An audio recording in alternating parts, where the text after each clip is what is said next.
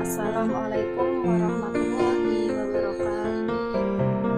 Perkenalkan, nama saya Suci Andriani, NPM 231030661. Di sini saya akan memenuhi tugas UTS mata kuliah matematika dengan dosen pengampu Bapak Agus Devianto MAD.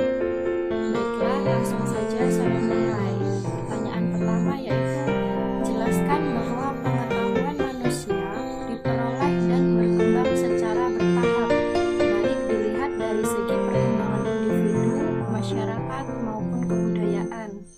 Di sini kita harus terlebih dahulu paham apa itu yang dimaksud pengetahuan.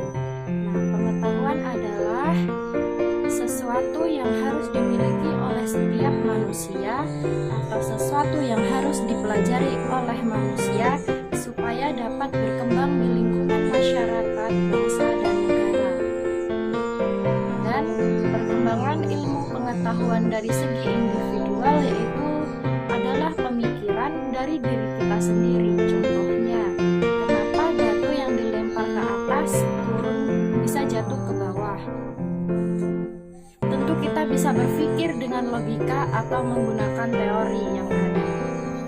Selanjutnya, perkembangan ilmu pengetahuan dari lingkup masyarakat maupun kebudayaan.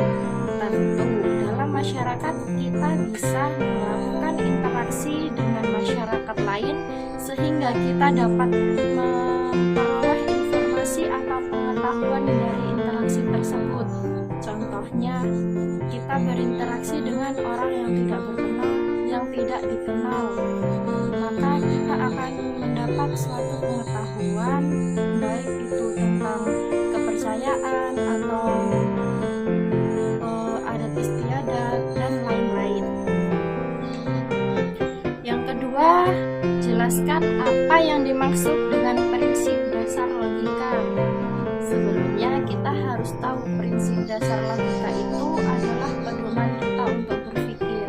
Nah, Aristoteles mengemukakan 3 dasar prinsip logika, yaitu yang pertama prinsip dasar identitas, yaitu prinsip paling utama. Contohnya, A adalah A dan bukan B, atau kucing adalah kucing dan bukan kelinci. Prinsip yang kedua yaitu prinsip pengecualian nilai tengah. Contohnya antara ada dan tiada, yaitu di dalam kotak ada bunga, ada atau tidak ada bunga. Yang ketiga, prinsip hukum sebab akibat, yaitu ketika kita mengusulkan kucing, maka kita harus menyertai alasannya kenapa kita mengusulkan tentang kucing.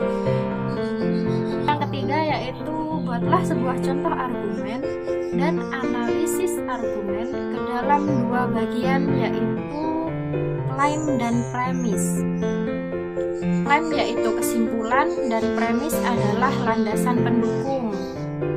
Contoh argumen premis yaitu Ina terlambat datang ke sekolah, maka Ina adalah murid yang tidak taat peraturan sekolah. Sedangkan Ica terlambat masuk kelas, maka Ica adalah murid yang tidak taat peraturan sekolah.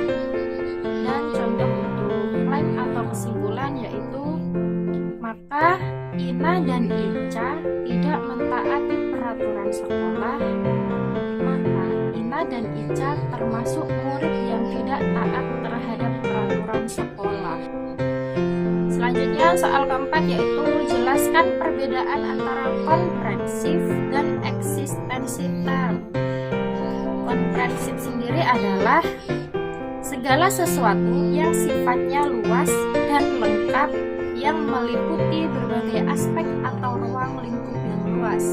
Sedangkan eksistensi yaitu mengacu kepada luas cakupan atau kuantitas yang atau bidang dan lingkungan konsep suatu term. Soal kelima, kapankah Pembagian dan penggolongan menjadi keliru atau sesat. Pembagian atau penggolongan menjadi keliru atau sesat jika pembagian dan penggolongan tersebut tidak logis atau tidak sesuai fakta. Contohnya, sekelompok hewan herbivora tetapi digolongkan dengan kelompok hewan karnivora. Mungkin cukup sekian.